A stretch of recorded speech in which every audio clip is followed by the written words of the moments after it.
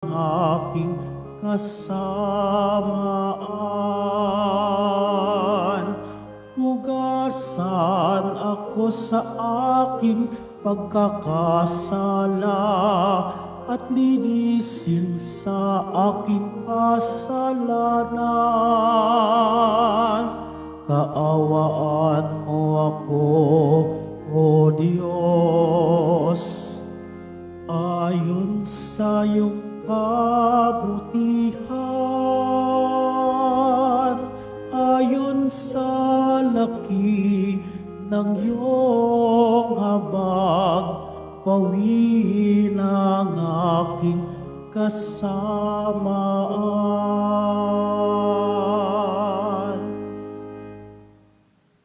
Sa ngalan ng Ama at ng Anak at ng Espiritu Santo, Amen. sumainyo ang Panginoon. At sumaiyo rin.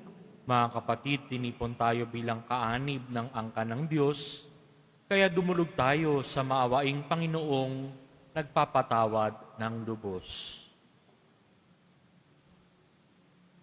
Sinugong tagapagpagaling sa mga nagsisisi, Panginoon, kaawaan mo kami. Panginoon, kaawaan mo kami. Dumating na tagapag-anyayang mga makasalanan ay magsisi. Kristo, kaawaan mo kami. Kristo, kaawaan mo kami. Nakaluklok ka sa kanan ng Diyos Ama para ipamagitan kami. Panginoon, kaawaan mo kami. Panginoon, kaawaan mo kami. Kaawaan tayo ng makapangyarihang Diyos. Patawarin tayo sa ating mga kasalanan at patnubayan tayo sa buhay na walang hanggan. Amen. Manalangin tayo.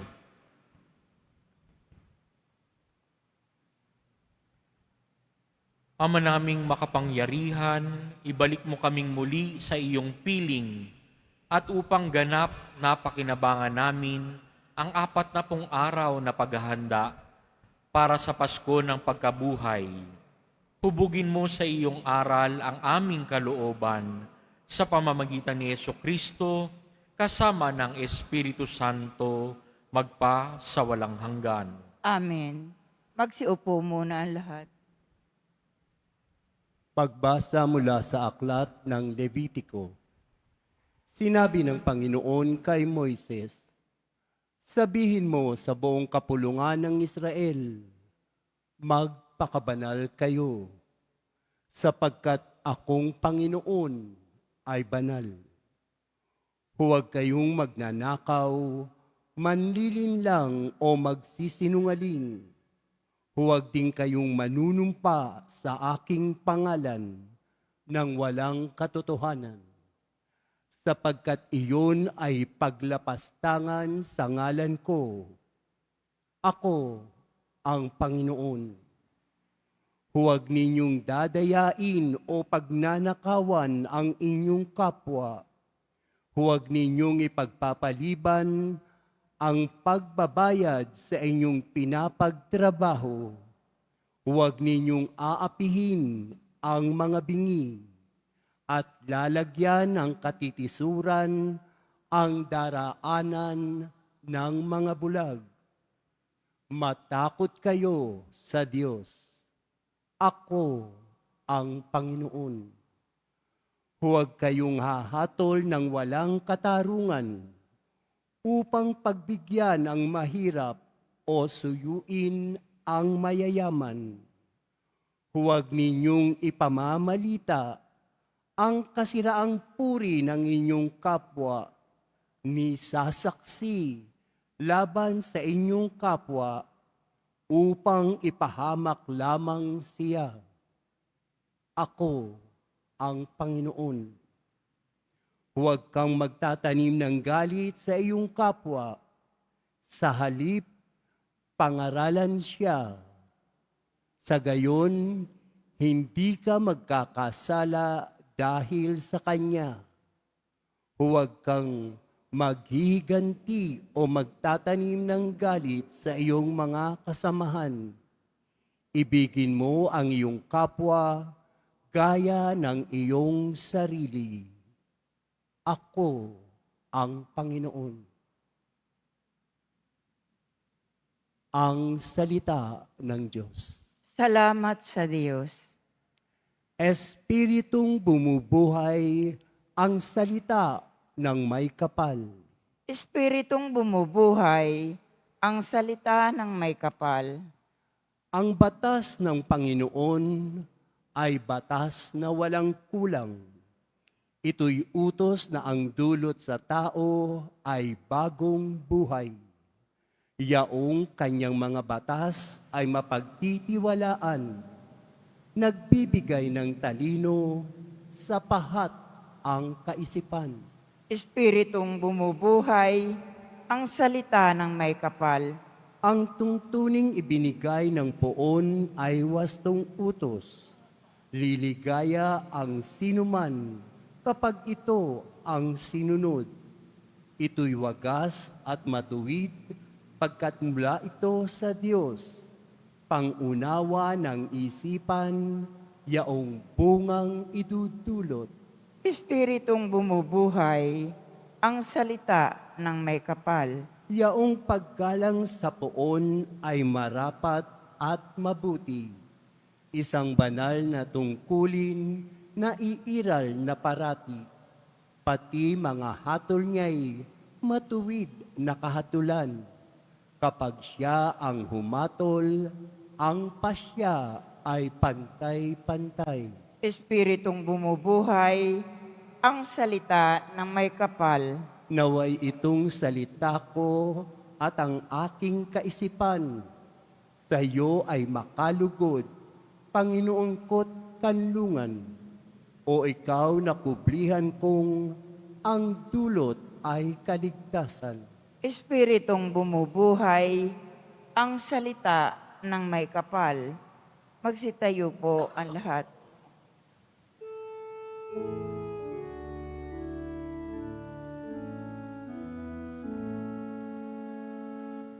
Nagpupuri kami sa'yo, Panginoong Jesucristo.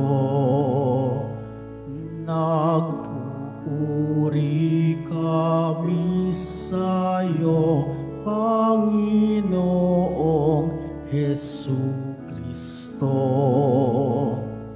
Ngayon'y panahong marapat, panahon ng pagliligtas, araw ngayon ng pagtawag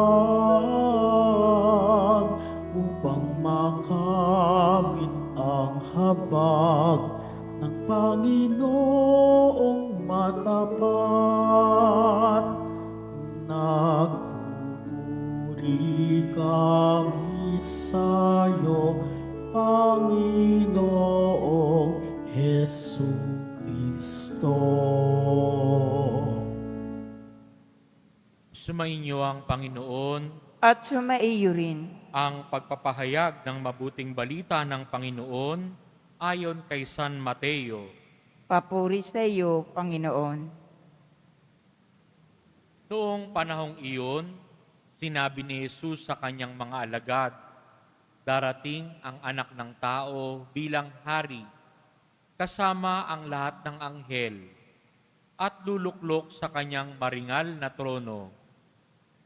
Sa panahong iyon, matitipon sa harapan niya ang lahat ng tao. Sila'y pagbubuklod-buklorin niya, tulad ng ginagawa ng pastol sa mga tupa at mga kambing. Ilalagay niya sa kanyang kanan ang mga tupa at sa kaliwa ang mga kambing. At sasabihin ng hari sa mga nasa kanan, hali kayo, mga pinagpala ng aking Ama. Pumasok na kayo at manirahan sa kahariang inihanda para sa inyo mula pa ng likhain ang sanlibutan. Sapagkat ako'y nagutom at inyong pinakain, nauhaw at inyong pinainom. Ako'y isang dayuhan at inyong pinatuloy. Ako'y walang maisuot at inyong pinaramtan. Nagkasakit at inyong dinalaw. Ako'y nabilanggo at inyong pinuntahan. Sasagot ang mga matuwid, Panginoon, kailan po namin kayo nakitang nagutom at aming pinakain o nauhaw at aming pinainom? Kailan po kayo naging dayuhan at aming pinatuloy? O kaya'y walang maisuot at aming pinaramtan? At kailan po namin kayo nakitang may sakit o nasa bilangguan at aming dinalaw? Sasabihin ng hari, sinasabi ko sa inyo, nang gawin ninyo ito sa pinakahamak sa mga kapatid kong ito ay sa akin ninyo ginawa. At sasabihin naman niya sa kanyang kaliwa, lumayo kayo sa akin, mga sinumpa. Kayo'y pasasaapoy na di mamamatay, na inihanda para sa diablo at sa kanyang mga kampon. Sapagkat ako'y nagutom at hindi ninyo pinakain, nauhaw at hindi ninyo pinainom. Ako'y naging isang dayuhan at hindi ninyo pinatuloy. Ako'y nawalan ng maisuot at hindi ninyo pinaramtan. Ako'y may sakit at nasa bilangguan at hindi ninyo dinalaw. At sasagot din sila, Panginoon, kailan po namin kayo nakitang nagutom, nauhaw, naging dayuhan, nawalan ng maisuot at may sakit o nasa bilangguan at hindi namin kayo pinaglingkuran? At sasabihin sa kanila ng hari, sinasabi ko sa inyo, nang pagkaitan ninyo ng tulong ang pinakahamak sa mga ito, ako ang inyong pinagkaitan. Itataboy ang mga ito sa kaparusahang walang hanggan, ngunit ang mga matuwid ay tatanggap ng buhay na walang hanggan. Mga kapatid, ang mabuting balita ng Panginoon. Pinupuri ka namin, Panginoong Hesukristo. Magsiupo muna ang lahat. Ang ating pong mga pagbasa sa araw na ito ay pinaaalahanan tayo kung papaano sumunod sa Diyos. Sa unang pagbasa mula sa aklat ng Levitiko, mapaaalala natin o mareremember natin yung dalawa sa 10 utos ng Diyos. Thou shall not steal at thou shall not bear false witness against your neighbor. So, dalawa lang yon pero hindi lang siya isang sentence, no? Hindi lang isang pangungusap. Dinescribe din ito. Ipinaliwanag ng gusto. Bakit bawal magnakaw, wag magnanakaw? Bakit wag magpipintas o wag magsisirang puri sa ating mga kapatid? Dalawa sa 10 utos ng Diyos ang tinatalakay dito sa ating unang pagbasa. Samantalang pag pumunta naman tayo sa ating mabuting balita o sa ating ebanghelyo, maaalala natin yung tinatawag na corporal works of mercy. Ito yung pagiging pagkakapwa-tao. Kaya nga magandang pakita ito dahil ang pagkakapwa-tao ay ipinapakita sa atin ng Diyos. Hindi namimili ang pagkakapwa-tao, no? Pero sa kadalasan, pag nakakita tayo ng taong may posisyon, taong ating ginagalang, no? Dignitaries, mga politicians, mga may pwesto, presidente, no? Parati nating madali yung pakikipagkapwa-tao sa kanila. Pero dito sa mga pinakahamak, yung mga the least, the last, and the lost, ito'y halos nawawala na ng dignidad. May dignidad din sila, mga anak din sila ng Diyos. Tao rin sila. Katulad mo, katulad ko, tao rin sila. Huwag natin sila tanggalan ng dignidad bilang mga tao at bilang mga anak ng Diyos. Ang Panginoong Jesus Nazareno ay Diyos na nagkatawang tao upang turuan tayo kung papaano makipagkapwa-tao. Ang pakikipagkapwa-tao ay hindi lang sa mga mayayaman, hindi lang sa mga may kaya o sa mga may power, may kapangyarihan. Ito'y ang pakikipagkapwa-tao ay lalong makikita kung ginagawa natin ito sa mga taong the least, the last, the lost. Yung mga hamak, kung tawagin dito sa ating ebanghelyo, pinakahamak, the lowly. Doon ina-identify ng Diyos, Poong Jesus Nazareno, ang kanyang sarili. Kaya, bakit ho kailangan yung works of mercy?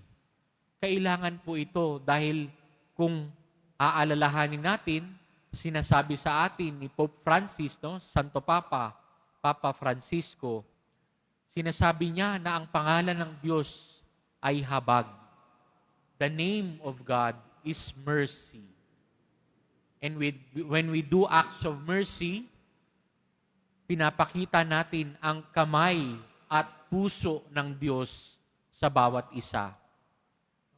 Yan na ngayon ang kamay at puso ng Diyos na ipaparamdam natin sa bawat isa kapag ginagawa natin itong corporal works of mercy.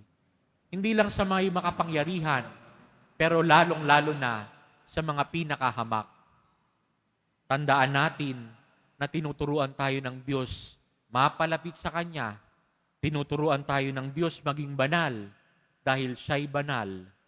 Tinuturuan tayo ng Diyos na maging katulad niya nang sa gayon makapasok tayo sa kaharian niya. Amen. Magsitayo po ang lahat.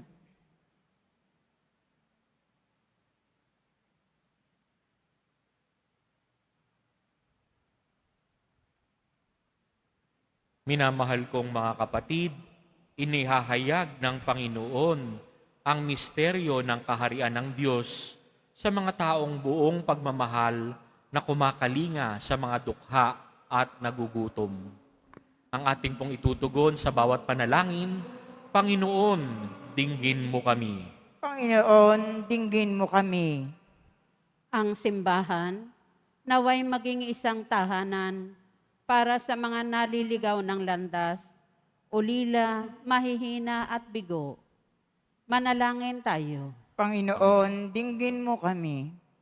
Ang mga mayayamang bansa naway taimtim na magsagawa ng mga hakbang upang makatulong sa pag-unlad ng mahihirap na bansa. Manalangin tayo. Panginoon, dinggin mo kami.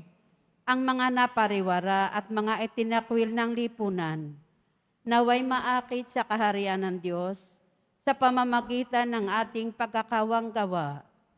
Manalangin tayo. Panginoon, dinggin mo kami. Sa ating mga tahanan, lugar ng hanap buhay, at sa mga pamayanang ating kinabibilangan, naway maipalaganap natin ang paghahari ng Diyos. Manalangin tayo. Panginoon, dinggin mo kami. Panandalian tayong manahimik upang ipagdasal ang ating intensyon at ang intensyon sa misang ito.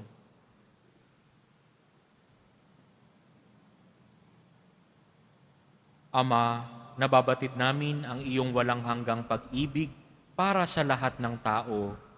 Kaya may pagtitiwalang inilalapit namin sa iyo ang aming mga kahilingan sa ngalan ni Jesucristong aming Panginoon. Amen. Magsiupo po ang lahat.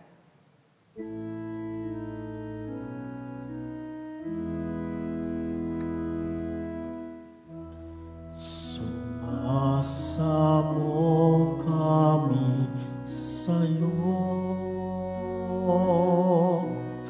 marapating yaring alay. Panginoon, tanggapin mo itong alak at ginapay. Sa'yo poon aming handog, buong puso't pag-iisip.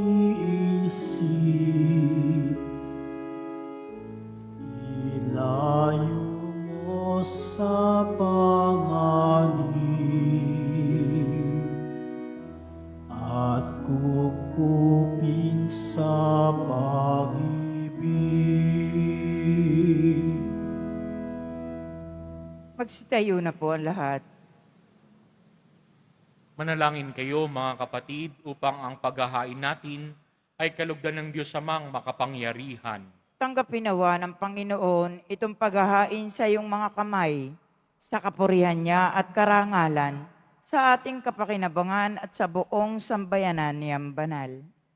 Ama naming lumikha, maging kalugod-lugod nawa sa iyo ang aming paghahain upang sa iyong pagtataguyod ay pabanalin nito ang aming pamumuhay at ipagkamit kami nito ng iyong awa at kapatawaran sa pamamagitan ni Jesucristo kasama ng Espiritu Santo magpa sa walang hanggan. Amen. Sumainyo ang Panginoon. At sumaiyo rin. Itaas sa Diyos ang inyong puso at diwa. Itinaas na namin sa Panginoon. Pasalamatan natin ang Panginoong ating Diyos. Marapat na siya ay pasalamatan. Ama naming makapangyarihan, tunay ngang marapat na ikaw ay aming pasalamatan sa pamamagitan ni Jesucristo na aming Panginoon. Binibigyan mo kami ng bagong pagkakataon upang ganapin ang paghahanda ngayon para sa pagdiriwang ng muling pagkabuhay. Kaisa ng iyong anak na minamahal, aming inilalaan ang panahon, talino't yaman, para ganapin ang iyong kalooban, na ang kapwa-tao ay lubos na damayan.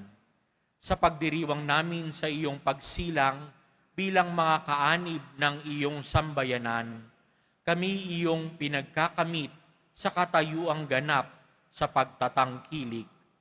Kaya kaisa ng mga anghel na nagsisiawit ng papuri sa iyo, nang walang humpay sa kalangitan, kami nagbubunyi sa iyong kadakilaan. Santo, Santo, Santo, Panginoon Diyos ng mga hukbo, napupuno ang langit at lupa ng kadakilaan mo, usana sa kaitaasan. Pinagpala ang naparirito sa ngalan ng Panginoon, usana sa kaitaasan. Magsilahod po ang lahat.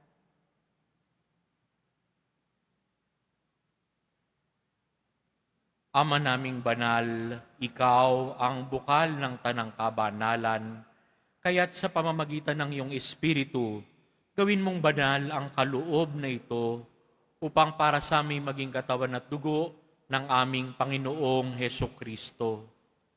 Bago niya pinagtiis ang kusang loob na maging handog, hinawakan niyang tinapay, pinasalamatan kaniya, pinaghati-hati niya iyon, iniabot sa kanyang mga alagad at sinabi, "Tanggapin ninyong lahat ito at kanin. Ito ang aking katawan na ihahandog para sa inyo."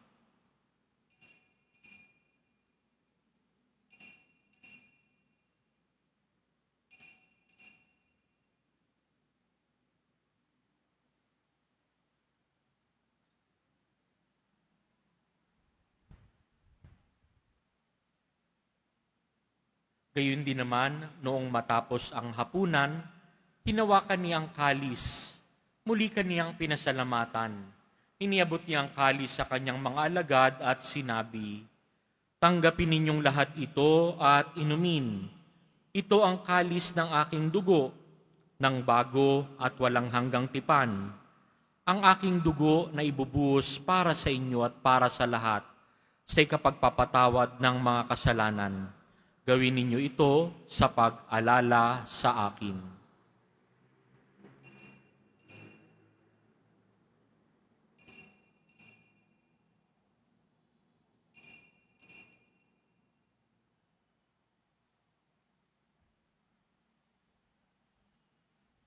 Magsitayo na po ang lahat.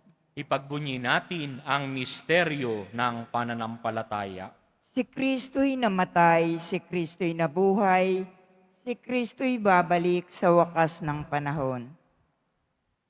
Ama, ginagawa namin ngayon ang pag-alala sa pagkamatay at muling pagkabuhay ng iyong anak. Kaya't iniaalay namin sa iyo ang tinapay na nagbibigay buhay at ang kalis na nagkakaloob ng kaligtasan. Kami nagpapasalamat dahil kami iyong minarapat na tumayo sa harap mo para maglingkod sa iyo. Isinasamo namin kaming magsasalo-salo sa katawan at dugo ni Kristo ay mabuklod sa pagkakaisa sa pamamagitan ng Espiritu Santo. Ama, lingapin mo ang iyong simbahang laganap sa buong daigdig. Puspusin mo kami sa pag-ibig kaysa ni Francisco na aming Santo Papa at ni Jose na aming Obispo at ng lahat ng kaparian. Alalahanin mo rin ang mga kapatid naming nahimlay nang may pag-asang sila'y muling mabubuhay, gayon din ang lahat ng mga pumanaw.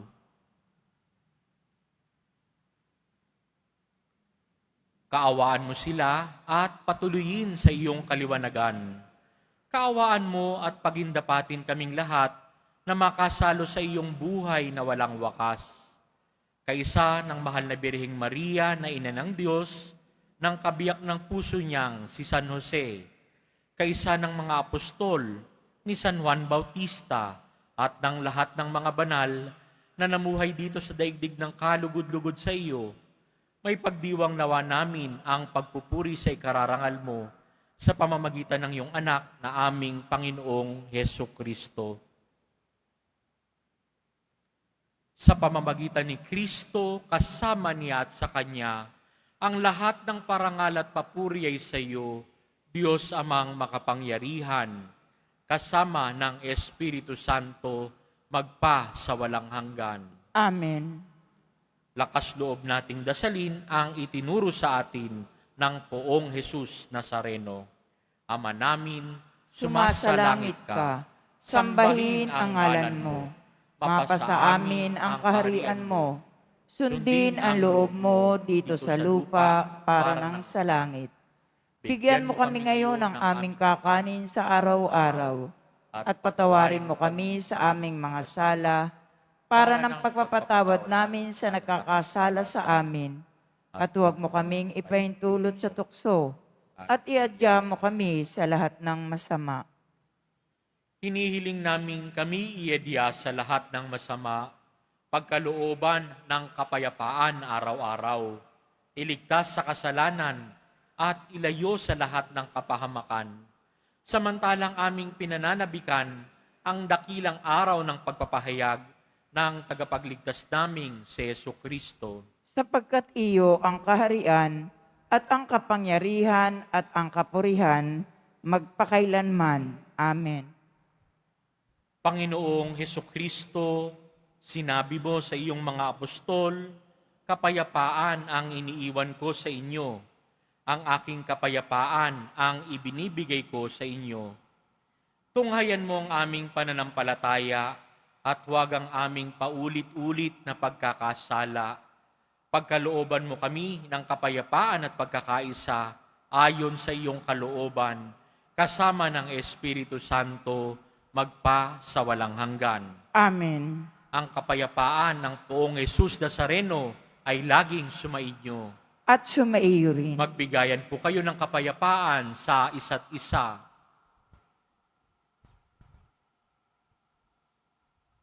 Kordero ng Diyos na nag-aalis ng mga kasalanan ng sanlibutan, maawa ka sa amin.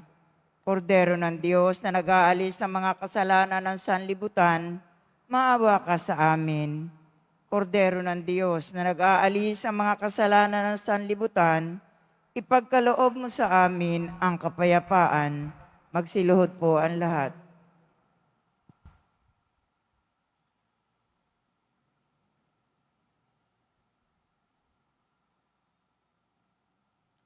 Ito si Jesus na tinuturuan tayo makipagkapwa-tao, ang kordero ng Diyos na nag-aalis ng kasalanan ng sanlibutan. Mapapalad tayong inaanyayahan sa kanyang banal na piging.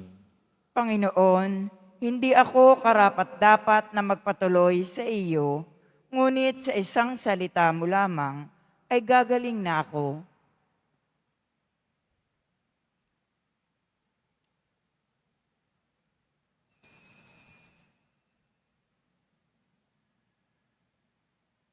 Para sa lahat ng tatanggap ng banal na komunyon, Sumagot po tayo ng amen. Pagkasabi ng pari o ng lay minister ng katawan ni Kristo, at isubo agad sa bibig bago umalis sa harapan ng pari o ng lay minister. Sumunod po tayo.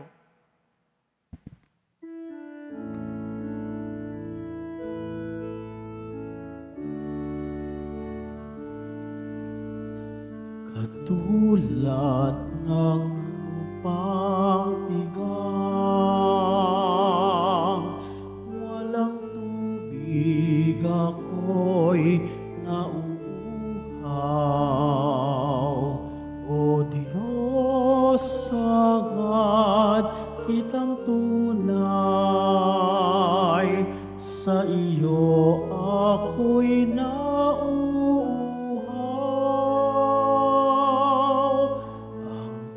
kaluluwa ko'y nauuhaw sa iyo, O Panginoon ko. Ang kaluluwa ko'y nauuhaw sa iyo, O Panginoon ko. Kaya ika'y minamasdan doon sa iyong dalanginan. Nang makita kong lubusan, lakas mo't kaluwalhatian. Ang kaluluwa ko'y nauuhaw sa iyo, O Panginoon ko. Ang kaluluwa ko'y nauuhaw sa iyo, O Panginoon ko.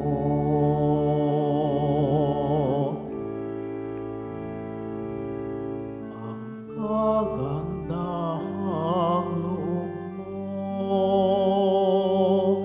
higit sa buhay sa mundo.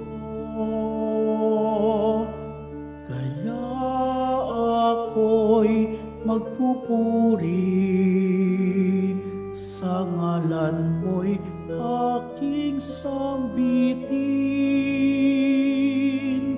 Ang kaluluwa ko'y nauuhaw sa iyo, O Panginoon ko. Ang kaluluwa ko'y nauuhaw sa iyo, O Panginoon ko.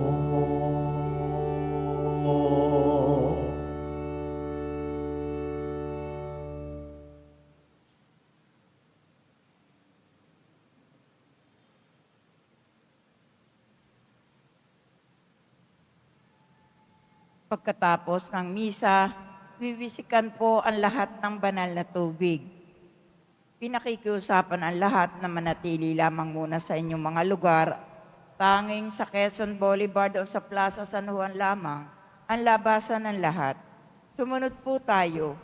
Maraming salamat po sa inyong pagdalaw at pagsisimba sa Basilica Minor at Pambansang Dambana ni Jesus Nazareno. Magsitayo po ang lahat. Manalangin tayo.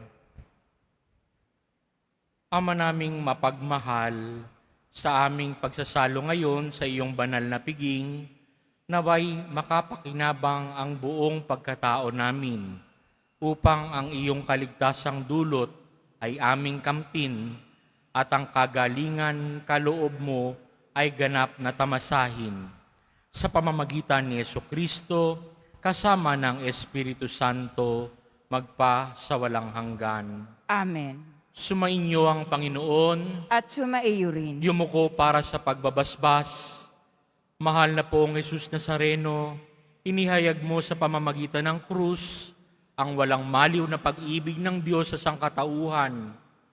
Pakinggan mo ang kahilingan, lalo na para sa mga nangangailangan ng iyong tulong at awa. Makamtanawa namin ang iyong kasagutan na may utang na loob na tinatanaw. Basbasan din po ninyong itong mga imahen at dasalan upang lalo kaming manalangin at magtiwala. Sa pamamagitan ng bendisyon na ito, naway lalo kaming maging mapaglingkod, masunurin at tapat sa iyo na aming maluwalhating Panginoon, magpa sa walang hanggan. Amen. At pagpalain kayo ng makapangyarihang Diyos, Ama, Anak, at Espiritu Santo. Amen. Humayo kayong taglay ang kapayapaan at pag-ibig ng Poong Jesus Nazareno. Salamat sa Diyos.